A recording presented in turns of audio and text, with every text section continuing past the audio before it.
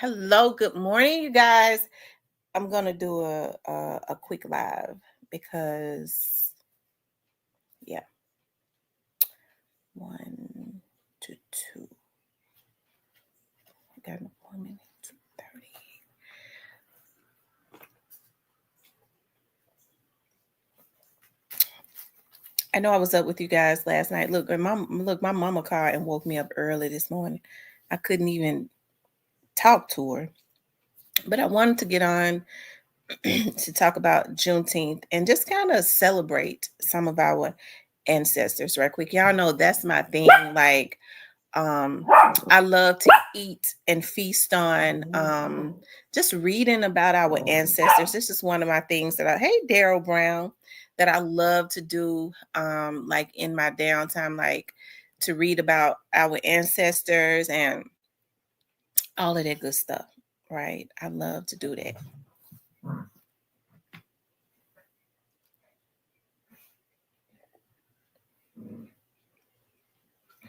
Hey, Miss Muffin. Hey, positive vibes.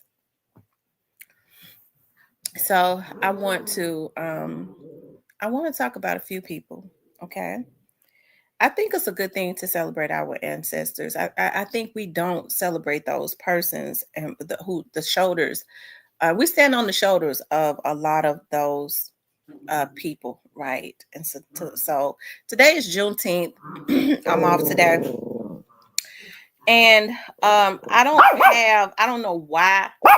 I think because I'm always moving, and then when I'm sitting still, it's like I'm trying to re-energize myself. So I gotta get myself used to hey. I gotta get myself used to doing a lot of editing. Okay. I used to like sit for hours and hours and edit. I guess that's why now. But my time is very limited now, anyways. Like I have so much stuff going on. My time is limited. I don't really have time to sit still for hours and hours anymore. I'm always like on the move. And when I do sit still, I like to lay and look at the damn TV, like I said, to re-energize myself. But I wanted to celebrate a few of our ancestors. And Cornelia Crenshaw will be one. My dad's mentor, who was a civil rights activist in Memphis. My dad will be number 2. Okay, and then we'll randomly like pick.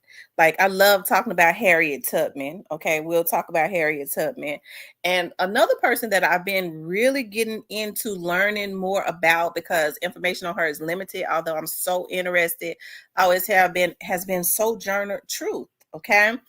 And I was looking at this documentary and I'm like, they're always trying to like um talk about like take away from our ancestors. In the documentary on A&E, they was like, well, we don't even really know if Sojourner Truth was a real person. She could have been like this fictional person. I was like, wow.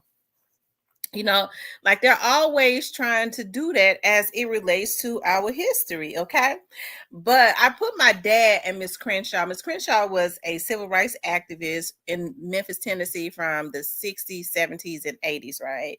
And Miss Crenshaw, as a matter of fact, now I am over the organization that my father had left behind, and I had not been doing a whole lot with it, because every time I got ready to do something, like, it was disturbing to me that my dad was not there. But I think I'm really ready now, right?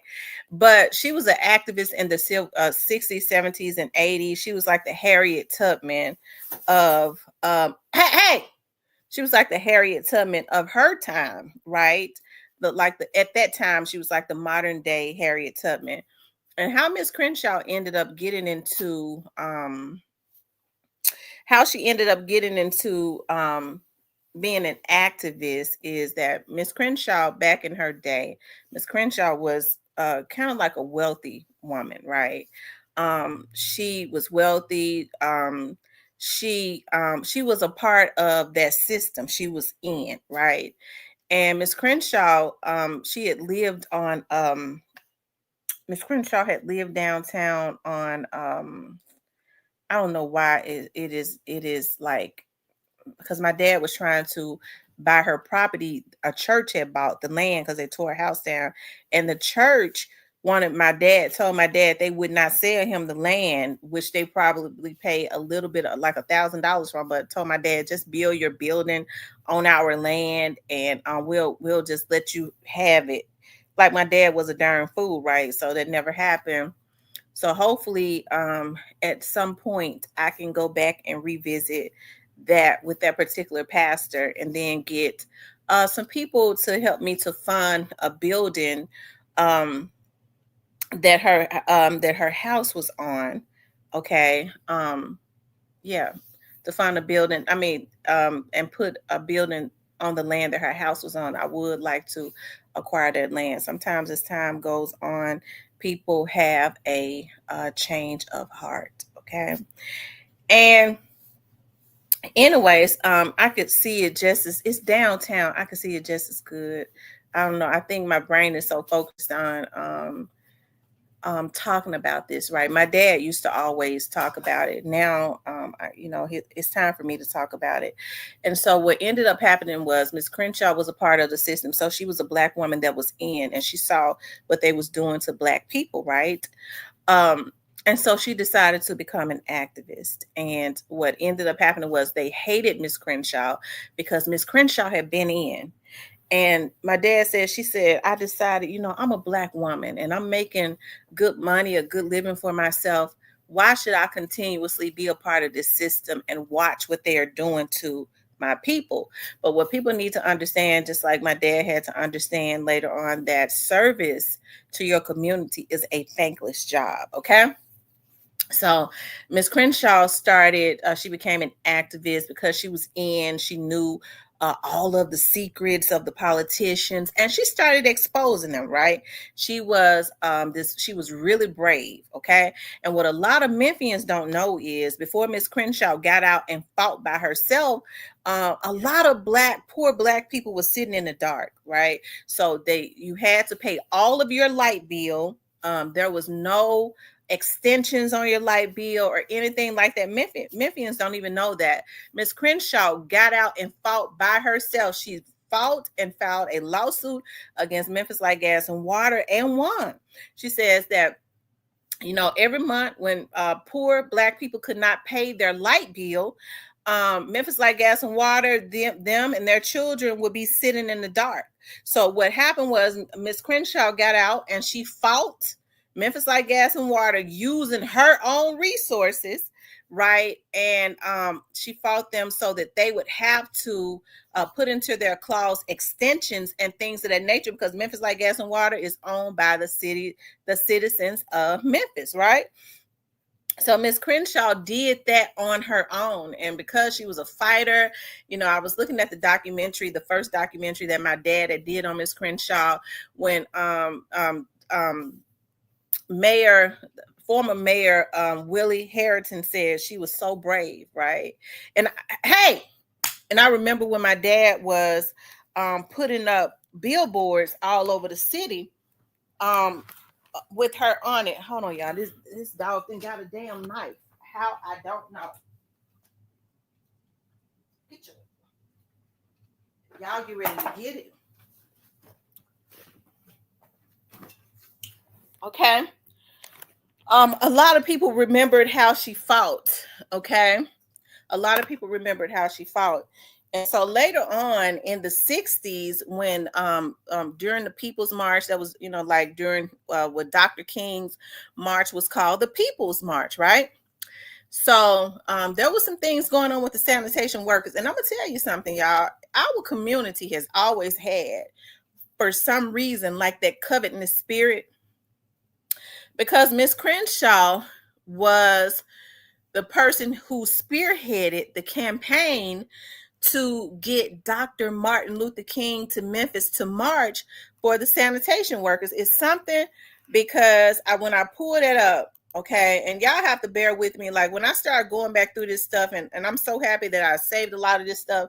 When my stepmother figured out that my dad wanted me to continue on with the organization, she had access to my dad's laptop, and she had her son-in-law with his ass. He's a preacher. God don't give me, because I could say some real bad things about both of them, but I'm not going to. She had him to try to go across the internet and delete everything any traces of anything that my dad did as it relates to this organization, and talking about Miss Cornelia Crenshaw, her sitting over there sick, look like it'll be any day for her now. She had her son-in-law to do that, him looking like he half dead too, standing in the pulpit. That's what they did, okay? But I have to learn to get past that, because y'all know how my mouth is, because I'm not fake, okay? But anyways, I found some pictures, and I do still have a lot of that on like thumb drives at my so what they did, they didn't even have to do at my office. Hold on.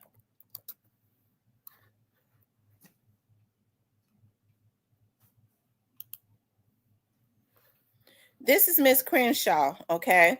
When during the sanitation strike. And they was marching, okay?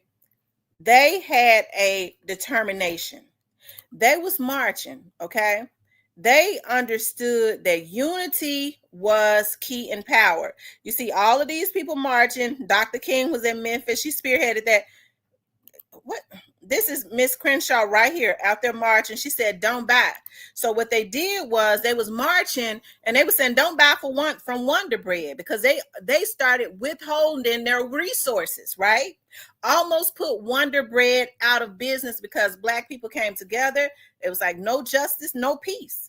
Okay, they decided we're not going to spend our Black dollars if we're not going to be equal, right? And so when they started marching, she spearheaded the campaign, the sanitation workers and all of that. She was on that board, and they got Dr. King to Memphis. And so when Dr. King came to Memphis, Dr. King always stayed at Miss Crenshaw's home the most of the time when he was in Memphis for the sanitation workers, right? To march for the sanitation worker strike. And so when I was a little girl, I remember that my dad used to, when she started training my dad on how to be a politician, she always called my dad Mr. Thompson. She never called him Rick. She always called him Mr. Thompson, and she always called him her son, right? She started training him. She had always told him, Mr. Thompson, I want to impart some things in you, because what we need leaders that will not sell out, that will be as strong as I am. See, the thing about Miss Crenshaw, the reason a lot of people don't know about Miss Crenshaw is because what they do with Black people is when you don't sell out, when you're strong and you don't sell out, they try and black you out and write you out of history, right? They don't want any more Black people that come behind you to ever know anything about you, right? They don't. So they try and black you out of history. And so that's why my dad says, I'm going to bring her legacy back up, and I want that legacy to live on through my daughters, so that other Black women, and really all women, but especially other Black women, can know that there was a sharp Black woman that stood tall, that was brave, and did not sell out. And so one of the things that my dad told me when he started to impart things into me and to invest knowledge and stuff into me, he was like, you something else, but your personality and your character, because you're so firm, okay, it's gonna come in handy for your people, the betterment of your community. And I know a lot of people get to talking about, well, it's all about me and my daughters and my granddaughters and stuff is growing up in the Memphis community, right? And so that's why we have an obligation to speak out and not be and not sell out for $1. That's why I always talk about people that do anything for money, right? Because we have children and grandchildren that we have to leave behind, and it is our obligation to impart some type of something, substance on the inside of them, right? And so my dad talked about, hey, Angel, hey, Edward. So my dad talked about how Miss Crenshaw, when my dad would stop at Miss Crenshaw's house on most Saturdays and stuff, and she would be imparting, and that's before he even started running for anything. Okay. She was getting him ready, right? She was telling him about the system. She was telling him how to fight. That's why my dad, I'm gonna tell you right now, when they talk about my dad now, they say he was a fierce leader. He didn't back down. He didn't sell out. He was unbought and bossed. Okay, that's why I work so hard, because my dad always told me, as long as you can't stop a person that's got their own resources. Okay, most people start to bend, okay, and compromise. Okay, that's why I'm always going to get certifications and licenses and everything. Okay, when there's a drought here, I bet you I'm gonna be making some money over here, right? So my dad was a fierce leader. He didn't back down from nothing. Okay. And I often talk about how when we did TV and radio, when they kicked us off the radio station, a particular radio station one week, we was on another radio station the next week. My dad popped his collar and said, "You can't, I got money. You can't stop a man that's got money. We just going to another radio station, and I'm gonna have them to come and set up everything in your office so that we can be on the radio from your office, right?" And so from my studio. And so my dad talked about how Miss Crenshaw said, "Mr. Thompson, that's right, black unity equals black power." And you have so many people that's willing to destroy their own people in their own community, okay, for an enemy, right? For an enemy. But we'll talk about that later. But and so my dad says that Miss Crenshaw would often, Miss Crenshaw like gave my dad notes, and they burned the house down when Miss Crenshaw got sick. Let me just say this: when Miss Crenshaw got sick, okay, Miss Crenshaw had so many files and everything. She told my dad when she was in the hospital, "Mr. Thompson, I want you to go and get all of my files and stuff. These are things that I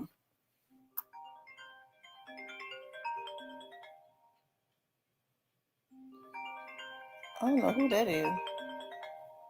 These are things that they told that Dr. King, like a lot of stuff that she just had, right? That would be that would be jewels now as it relates to the 60s. And she told my dad, "I want you to go and I want you to get a U-Haul or whatever, or get a truck and take all my files and go in my house and load up everything." Don't y'all know when that lady was in the hospital sick, her house burned down mysteriously because they knew that this lady had all of those jewels, right? She had all of the information like on a lot of politicians and stuff around Memphis, and my dad was able to get that, right? It might be another reason why they really didn't want to. They started dying out, but then they was putting their kids and stuff in office. That's why my dad had said, a lot of the crooked politicians around Memphis, what they do is when they start to get old and get ready to they have to step down. What they start doing is grooming their children and putting them in office so that they can continue on that crooked stuff. He said, "So what I'm gonna do is, Gal," because my dad always called me Gal. "Look here, little Gal. This is what I'm gonna do. You got to get your emotions under control, but you got that loud mouth." He says, and you're stubborn. "So what I'm gonna start doing is I'm gonna start training you so that we can put you in office." Okay. He said, "We're gonna start training you." He said, "Just like the enemy trained their people, we gotta start training our own people, right? Somebody that's gonna really do something for our community and put them in office. That's what we're gonna start doing, right?" And so he said, "Please." And so my dad always told me, and this is one of the reasons why I don't bend. I think that's one of the reasons why I'm a loner, because I'm not gonna bend. I'm not gonna laugh and scratch my head when it's not itching. I'm not gonna laugh when it's not funny. Okay. I'm not one of those ones. And if you ask me, I'm gonna tell you. Okay. Yeah. I'm not laughing at no damn jokes that's partial racist. Okay, to try to get along with anybody. I'm gonna tell you about yourself. Okay. But I'm gonna do it respectfully, right? And so my dad said, "Let me tell you something, Gal." He said, "Let me tell you something, Gal. As long as the day you live, even when I'm off of this earth, you'll curse me in my grave if you ever sell your community out. Don't you ever do anything for money. And I don't ever want you to want anything so bad that you're willing to do anything for. That's why I never want nothing so bad. If I want it, I'll figure out a way to get it for myself. Okay. And so Miss Crenshaw talked to my dad, and my dad talked about how Miss Crenshaw says that when Dr. King would be at her home, those times that he came to Memphis, how really disgruntled he was. You know, how he was, sad, how he would talk to her because he knew that there was enemies that looked like him that was in his camp, Black people. He was out there on the front line, gave his life, had a young family, right? He was out there on the front line. And he had people that was within the people's movement that he knew was betraying him. He knew it. And Dr. King was hurt by that. Here he was about to give up his life for the betterment of his community. And he had people that was in the camp that was supposed to be working, that was jealous of him, right? That was betraying him and selling him out because of his jealousy. But he didn't let it discourage him. He didn't let it stop him. Okay. So my dad said Miss Crenshaw told him that Dr. King would say, but I can't stop. Because Dr. King had children. I can't stop. Right?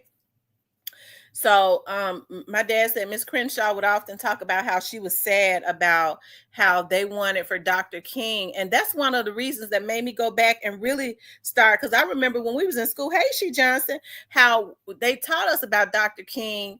I have a dream speech, right? That's what they wanted us to remember. Okay.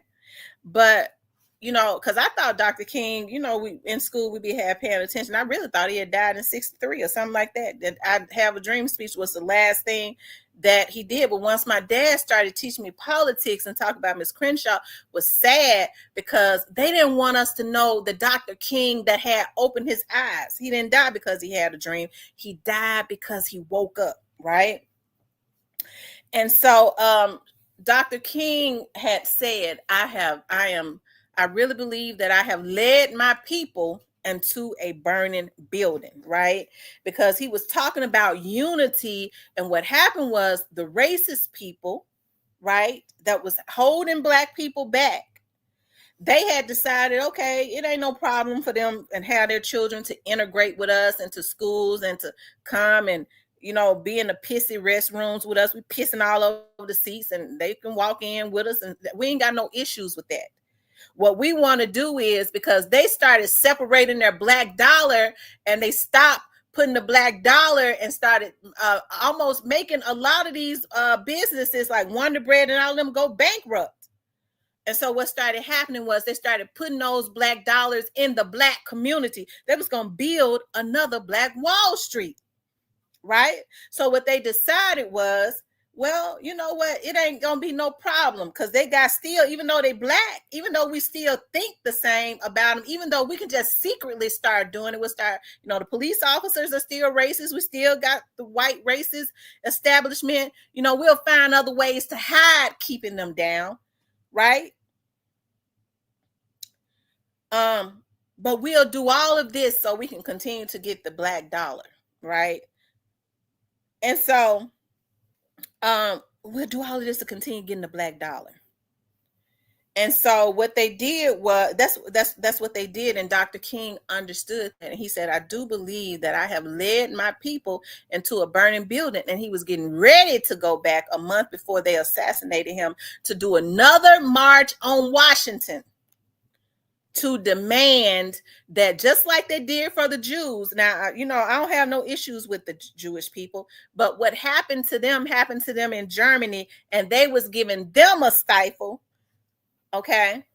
They was giving them money in the United States for what had happened to them in the concentration camps. But here Black people was brought to the United States against their will, built up a lot of these businesses because a lot of these rich people are rich from their ancestors off of the backs of Black people working every day for free. Help me, somebody.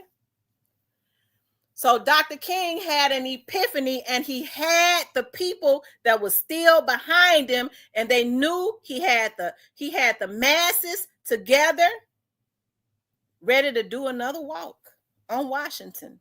And they assassinated him because he was going to demand, okay, that black people, that they started doing for black people what they was doing for the Jewish people, right? And so that's why they've down through the years they've tried to get other people, black people, to say, "Oh, you still waiting on your 40 acres and a mule," but that's what they promised our ancestors. Hell, land is where it's at. I do want my damn 40 acres and a mule. I want it. That's what they promised them, and I want my 40 acres, right? But what they've tried to do is make it like a derogatory. Oh, black people still, they lazy, they still talking about that 40 acres and a mule. But that's what they promised our ancestors when they was beating them and raping them and making them work for free. And they still didn't give it to it. As a matter of fact, black people that ended up like my great grandfather, okay, my granddaddy's father, who had a lot of land out in I believe it was out in Tipton somewhere. My granddaddy said that he could not read and write.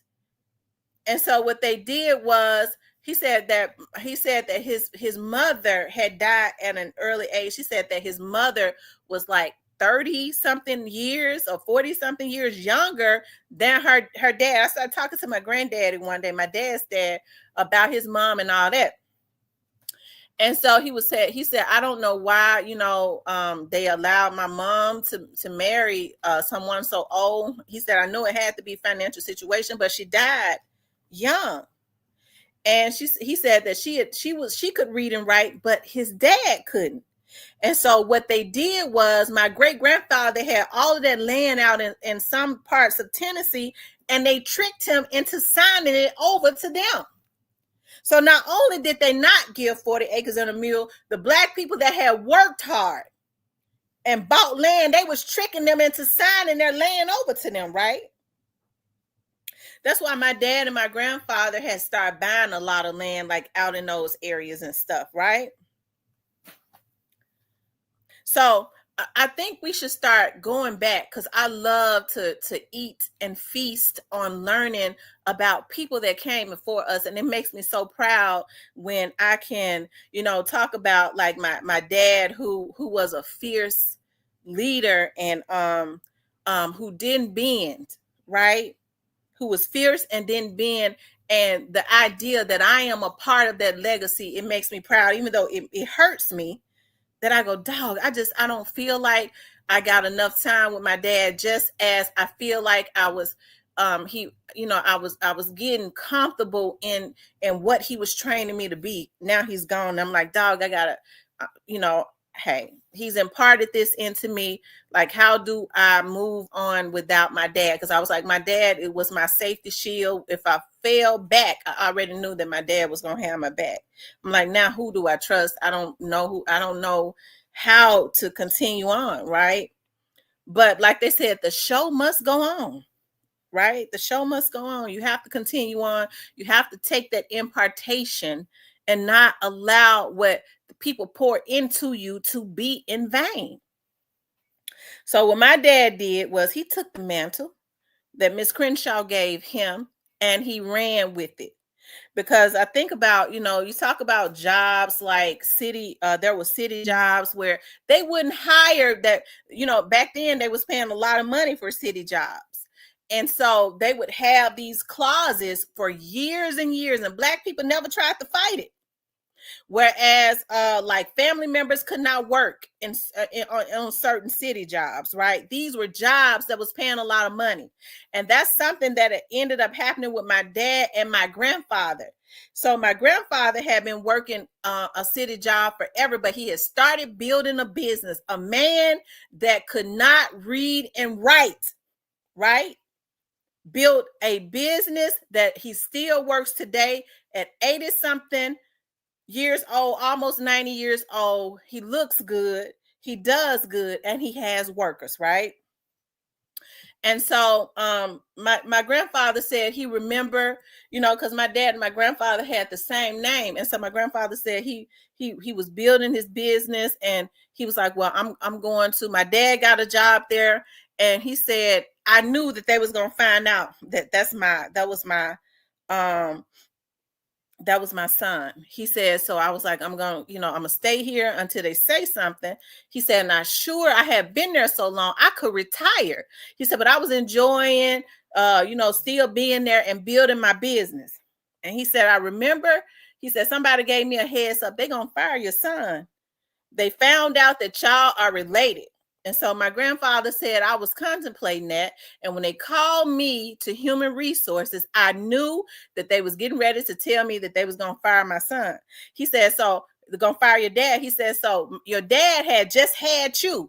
And he said, as I was walking, I said, well, I'm going to go on when I walk in here and let them know that I'm going to retire, because I'm not going to let them fire my son, because my son just had a daughter, right? And so my grandfather said when he got in there, they was like, there's no nepotism, this and that. We're gonna have to let your son go. And he said, I told him, no, I'm gonna file my retirement papers right now. I'm gonna leave. My son has a young family, a growing family, just had a baby. Okay. He said, I knew I had started growing my business, right? So, and I had enough years where I could retire. So I left. Don't y'all know, years later, the reason I'm bringing up this story is because this is what they did in the city of Memphis. Oh, well, we have this nepotism clause because they wanted to keep Black people out as far as making working good jobs. Whereas they had been doing it. It's just that they had different last names and people couldn't challenge that. But this was a way for them to keep Black people in the city of Memphis from getting good jobs. Well, you can't work at this job because your cousin work here. You can't work at this job because your mama work here, right? But the reason I bring that up is because this story has such a significance to it, because years later, after Miss Cornelia Crenshaw trained my father on how to be a fierce politician, okay? On how to be a fierce elected official. My daddy fought that clause. My daddy fought that clause and got that shit thrown out. Okay. And that's why I always say what we have to do is we have to stop being laxed on, well, that's just how it's always been. I don't accept that. Just because that's the way it has always been, it don't mean that it's right.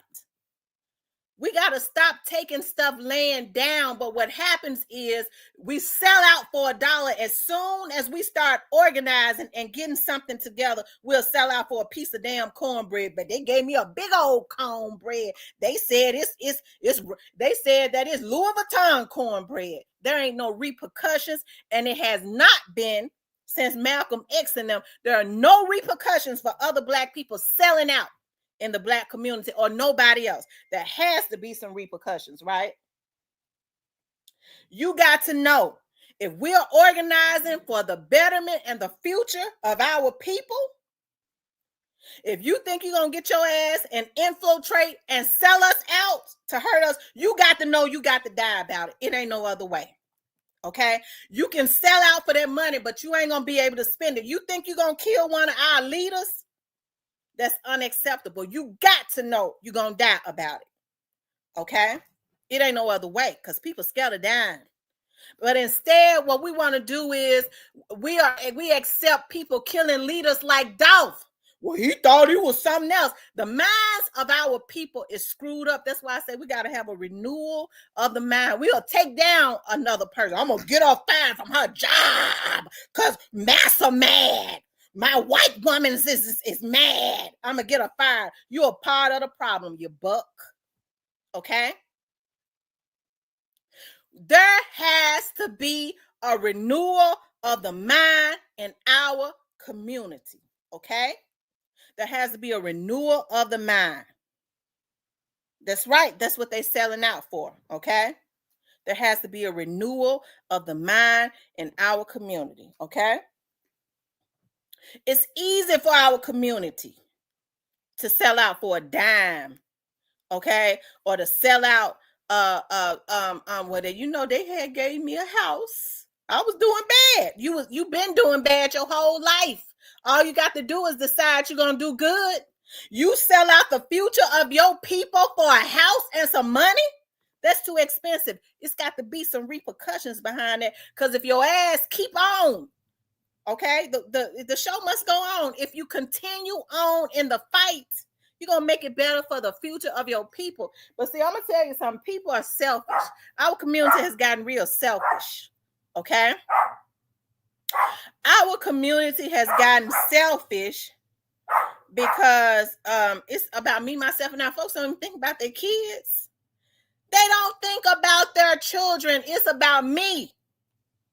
What we do now, we're supposed to be doing and trying to make it better for the people that come behind us. And trust me, this ain't nothing racist. White people do it every single day.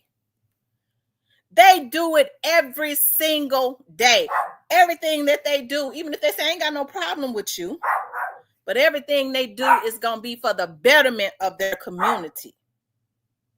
And it ain't nothing wrong with us doing that, but for some reason we got a problem and people put guilt trips on us when we stand firm about our community. We ain't even got no loyalty to our community. Okay? We've been told we racist if we hold loyalty to our community, right? But other people do it every day. Okay? So I wanted to celebrate our ancestors, and it made me proud to be able to talk about my dad without crying. Because sometimes I get to trying to talk about my dad and I get to crying, okay? Because my dad worked and fought hard for 40 years for the people of Memphis, right?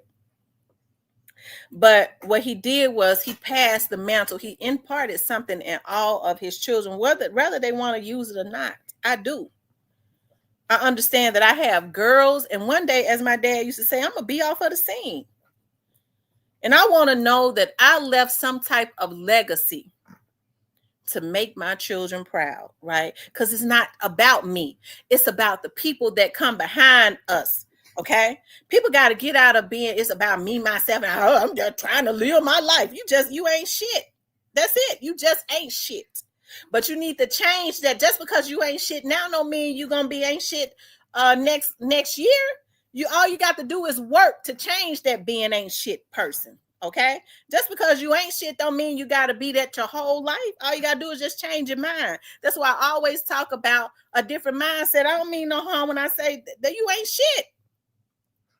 But all you got to do is have a renewal of the mind, and then you'll have some substance. We got to start being real with people. You ain't shit. But all you got to do is have a renewal of the mind. Okay? And have some substance. You can change that. Because see, when people tell folks they ain't shit, that's the end of the story. You ain't shit. That's the end of the story. No, you ain't shit. But guess what? You can change that. You got to put hope in folks. You got to tell them the truth, and then you tear them down and build them back up. But you can be something. But you ain't shit. But do you want to be something? Okay. Well, then let me see if I can guide you to somebody to help you be something. Okay. I always talk about, I saw the men in my family work hard. Well, going back to my grandfather, I need to talk about him too. He's we got to celebrate him too. I think about my grandfather. Don't y'all know my grandfather couldn't even read and write when he started his tree business? And so when my grandfather started his tree business, he couldn't even read and write, but he knew numbers real well. And so even back in the 90s, when it was really almost unheard of, especially around, because my granddad and them came up in North Memphis. When they moved from Henning, it was Henning, Tennessee. Him and all his brothers, they migrated to North Memphis, right? That's why my dad grew up in North Memphis until he was 17. Then he came to the Whitehaven area and he met my mama, and then they had me and all that. Their life got better when they had me, okay? my auntie was talking about, girl, you came out talking. And she said, when you was a baby, your dad used to say, did you hear what she said? Like the words and stuff, what I would say, I was smart alecky, and it was so funny to my dad. He said, did you hear what Krista said? Did you hear what she said? When I was 1 and 2 years old, I was fussing and talking back, right? And my auntie was saying, oh, and it used to be so funny to your dad. He said, say it again, say it again. Y'all hear my baby talking? I don't remember none of that. But she said you was fussing at 1 and 2 years old, right? And so, but my grandfather, when he started building his tree business, okay, my grandfather said his truck had broken down. My granddad always had this old truck, right? And so my granddad said his truck had broken down. He said so he would tell his ride, drop him off in North Memphis. By this time, they had left North Memphis and moved to Whitehaven. And so my granddaddy said I would tell him to drop me off in neighborhoods in North Memphis, and he would walk from door to door, knocking on the door. He would look at the trees that was in their yards, right? And he said he would go and knock on the door. My grandfather has always been a deacon ever since I had a memory. And my earliest memory is 5 years old, okay? He was a deacon at the damn church then. And so my granddaddy said he would knock on the door, and he would say, can I speak to the man of the house? And then when the man of the house would come to the door, he would say, start telling them about why they needed to cut the limbs down on their trees, why a tree needed to be uprooted and stuff like that. That's how he built his clientele. My granddad was old even then. Okay. So that's how he built his clientele, by going on feet after he got off work, knocking on doors and asking for the man of the house and talking to them about the trees that was in their yard, in their backyard, and how it was going to be a problem. And that's how he got business, right? And so then he said what he would do was he would walk the majority of the way home until he could catch a bus. Okay, that's a hardworking Black man. And so, and even now he's still creating jobs for people. And he said I can't sit down.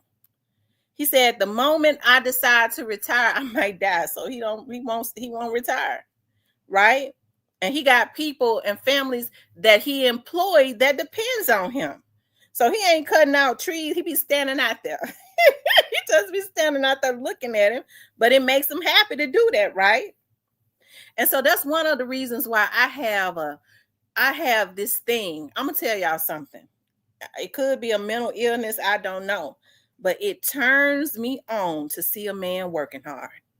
When I see him working hard, I be trying to keep, baby, change the light, do this, go cut the grass, go do that. It turns me on. It makes me want to be the best that I can be for a hard working man, because that's what I grew up around. Okay, that's what I grew up around. Change the light. I used to have this guy I used to talk to. He said, I knew when I walked in this house, she was going to have something for me to do. He just didn't know it was making it better for him, because we was going together. So it was, the harder he worked, the better it was for him that night. He didn't even realize that, right? But we have to start remembering and honoring our ancestors, right? We have to start honoring and remembering them, because we forget. He said, did you hear? No, what did Roland you gonna get your ass tore out the frame. Get off our damn back. I don't know what's going on with y'all. I guess she in heat, but you sit right here by me. I'm not playing with y'all. I don't know what y'all, look, do not do this while I'm on the phone. Okay. You can't, that's your sister. Look at me. That's your sister. You can't be on her back, okay? All right. That's your sister. You can't do that. So you just lay right here next to me, okay? You can't hump on your sister. That's nasty. That's incest, okay? What did Roland Martin say about Memphis?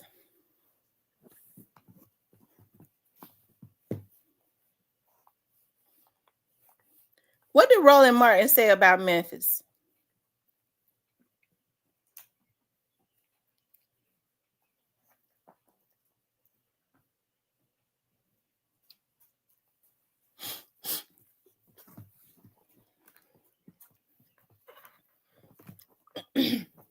Now, let me just say this, because I know everybody want to talk about Paul Young.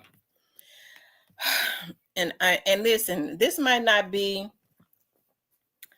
what everybody want to hear. Okay. But hey, Irvin Matt, this might not be what everybody want to hear, but Paul Young is a good person. Memphis didn't just become messed up. You had AC Warden that was in there 4 years, Jim Strickland that was in there 8 years, didn't do a damn thing. Now what they've done is they paid the black people to really just go against Paul Young, because a lot of those black people I'm gonna get somebody free today up in here. A lot of those black people that was getting grants from the white mayor to keep their mouths quiet and to mislead the black church and the Christian black people, that feel like they just keep their eyes closed, don't want to do nothing because they waiting on God. Okay. What has happened is a lot of them ain't getting that money. He ain't paying them to do that. Y'all, it's a fly in my house, but you gonna die today, fly. I open that patio and they come up in my darn house.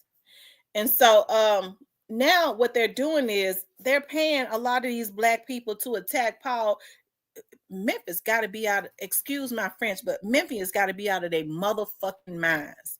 They know damn well that crime started to get out of control when they had that white mayor in office, but they dare not say nothing about Jim Strickland, who was never shit. Even when he was on the city council, he was selling out the black community. But he did it with a grin. And when it was time to be reelected, he went in the black community with cheese sandwiches and on the damn basketball court. No, he was going to have a damn heart attack kissing black babies, greasing the palms of a lot of these black preachers. And they brainwashed the black people. Now, all of a sudden, Paul Young is doing something different than a lot of those people who was getting that money and them grants to keep the damn mouth quiet. When crime was out of control up under Strickland, the white man, nobody said a damn word. Now all of a sudden, Paul Young been in there 2 years and they want to crucify him. We got to open our damn eyes. You're not going to hear me crucify him, because I'm going to tell you something right now. I used to go over there to Paul Young and them church, and now I'm not, I'm partial to Paul Young, but I got to speak truth when it's some truth. Okay. I saw how Paul Young and his family would always help people to get jobs. Okay? They always help people to get jobs. So that's not a bad dude, and he's not selfish. But they got the black community who's used to getting these grants to keep their damn mouth closed from the white establishment. They got them teaming up against him to make him look bad to the black people, when black people in Memphis, don't make me say that. Don't make me say nothing now. Don't make me say you, okay? Because y'all know how my mouth get. But I'll say it like this. Y'all ain't shit. If y'all sit up and try and crucify this man, crime was out of control 8, 9, 12 years up under Warden. It started to really get out of control. Jim Strickland, it got way out of control. And now this man been in office for 2 years, and because they ain't getting what they want from him. See, my dad used to always say what they fussing about and what they mad about. Hell, them motherfuckers wasn't fussing when crime was out of control, when that white man was in office, because he was giving them grants to keep their motherfucking mouth quiet. A lot of these black Sambos that's been selling out the community. And now Paul get into office and they want to crucify him. They screaming on every rooftop, we black people, and he ain't doing this because your ass ain't getting that grant to keep your mouth quiet and to make him look good. You ain't in. So I've always said this, and I will always say this. I'm mad at a motherfucker. My throat hurting. Okay? The issue in our community ain't white people. It's black people in our mindset. We be willing, we're like crabs in a bucket. We willing to try to take down anybody when we don't get what we want. Damn the betterment of the whole community.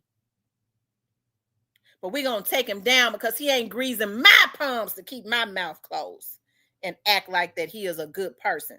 I ain't getting my grant no more grants that you ain't doing shit with it anyways. When you get grants, it's supposed to be to help the community. So he ain't giving you, he ain't greasing your palms like the white man did, because that's what they do. A lot of white people, they will come into your community and tear up your community. They do it with a smile, but they grease up.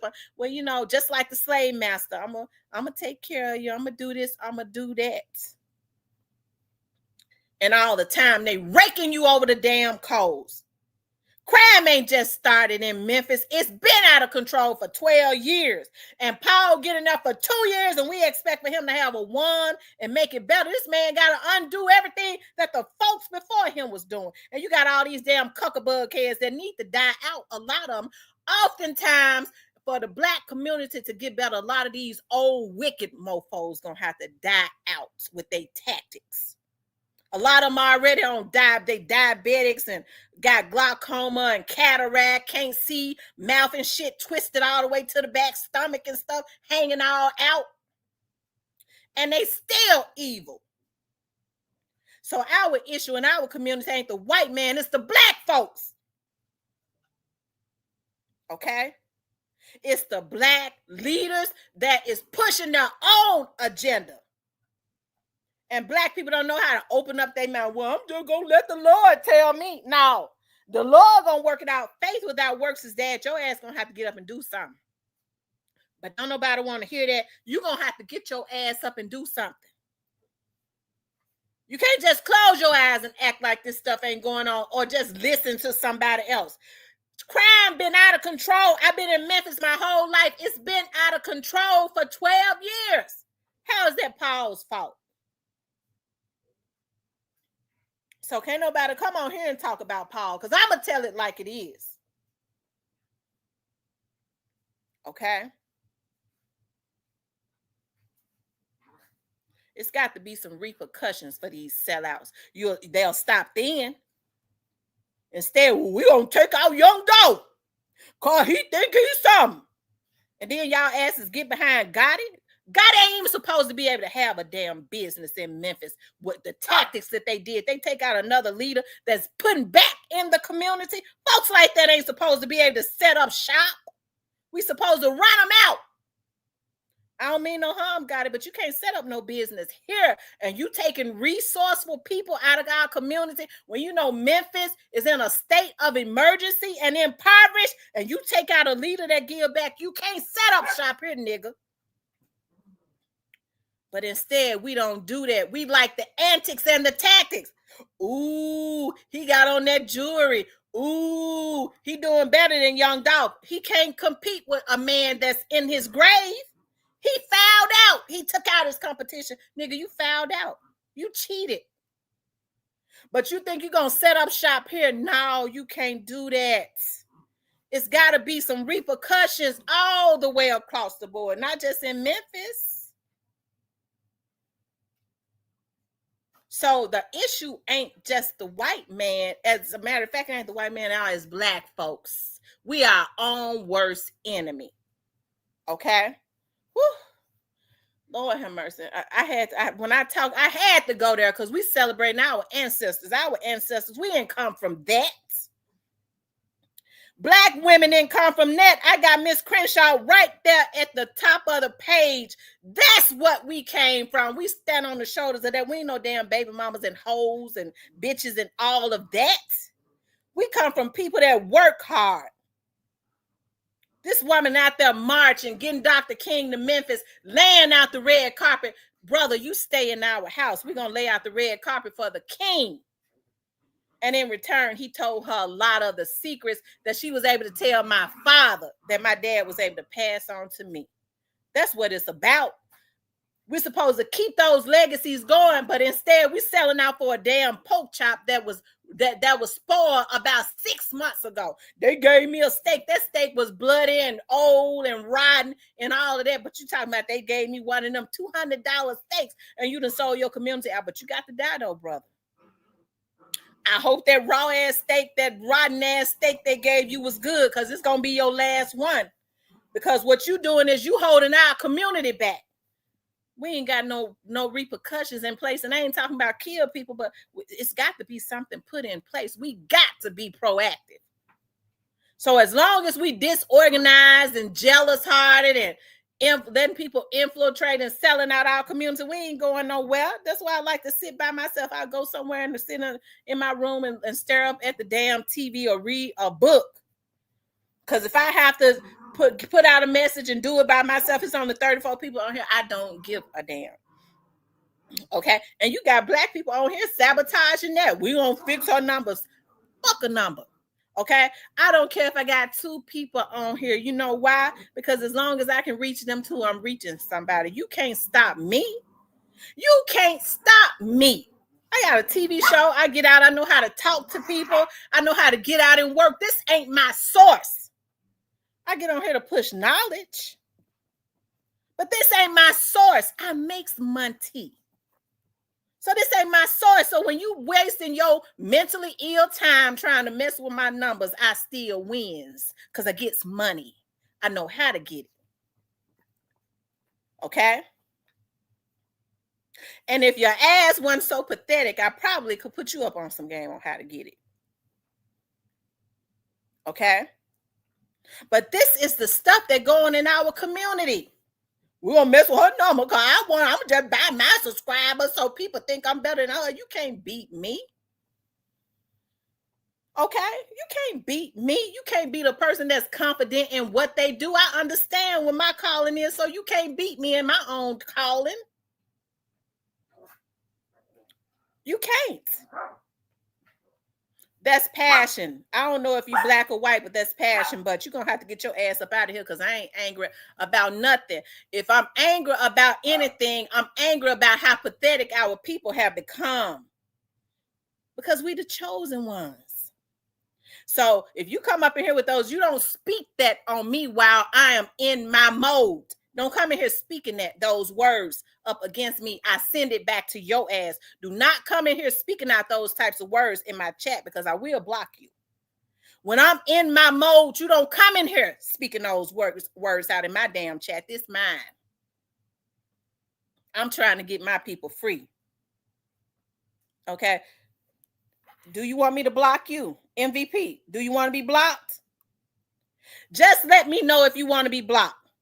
I'm going to give you the opportunity to decide. See, that's how fair I am. Do you want to be blocked? Because, see, you coming up in here with the wrong spirit. Do you want me to block you? See, that's the good thing about me. I give a person a choice.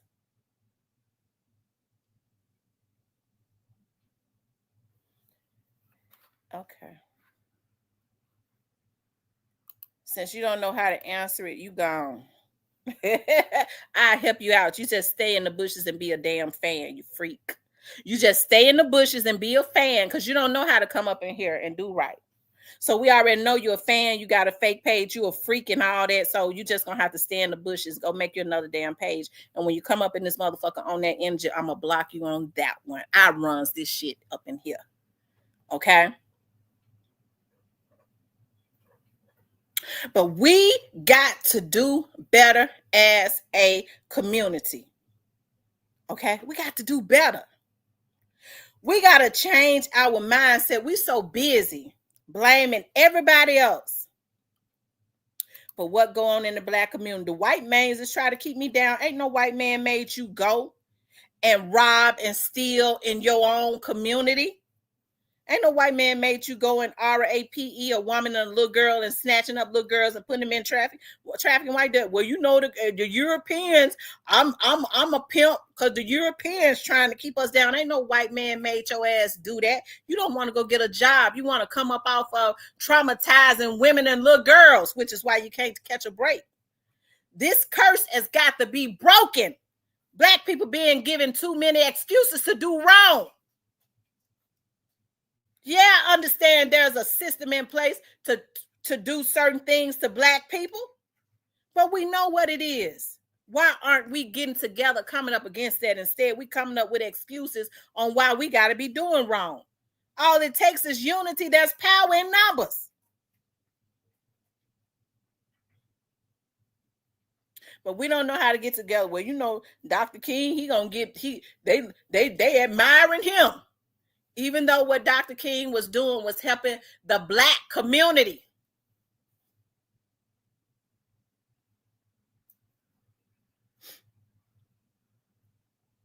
People don't know how to allow that jealous demon to stay down. They don't know how to control themselves, which is why they do basically what it is that they want to do. Yeah, I gotta go. It's 12:30. Let's see, 12:30. If I gotta go record my clients. See, MVP, I'm gonna tell you what I'm getting ready to go do. I gotta I have a video business. I have a production company. And so I have an account with Memphis Light Gas and Water. Okay. Memphis Light Gas and Water rakes in billions, millions of dollars. Okay. And so what I do is I go and they have me to do their commercials. They have me to produce their TV show. That's how I do it. My dad helped me to get that account. He's the man. And the people there, they continue that on. Okay, because they want to invest. They got another man there now that was my dad's predecessor. He helps to continue on that legacy. He helps to help Black businesses. He's a good man. He continuing on with helping the Black community. Okay. And so what I'm getting ready to do is I'm getting ready to go over there and do some video work for them because YouTube don't pay a motherfucking bill I got. What I got to be angry about. Okay. I exude a lot of passion because it's like our community consistently come up with excuses. Y'all know what my dad told me? Mediocrity ain't an option for a Black woman. He said, do you hear me, gal? Mediocrity is not an option. So I don't do mediocre shit, bitch. I'm ready to go make some money, okay? Some real money. All right. But I'm going to get back on here tonight. Shout out to our ancestors. We're celebrating Juneteenth. Okay. I do love you all. The people that's been in here with me forever, they know how I gets down. They don't get mad at me. They're used to me. See, you could have been gotten used to me too. Okay. Thank you, Carrie Marshall. You could have got used to me too if you want a damn fool. Now you blocked and you got to go make another page like you always do. Okay. But listen, you guys, I do love you all. I was supposed to be there at 12:30. I get there at 1 o'clock. I got to jump in the shower and jump in. I don't go nowhere without taking a shower. That's how I do it. Okay. Anyways, you guys, I love you guys. I'll be back on tonight. I'll talk with you later.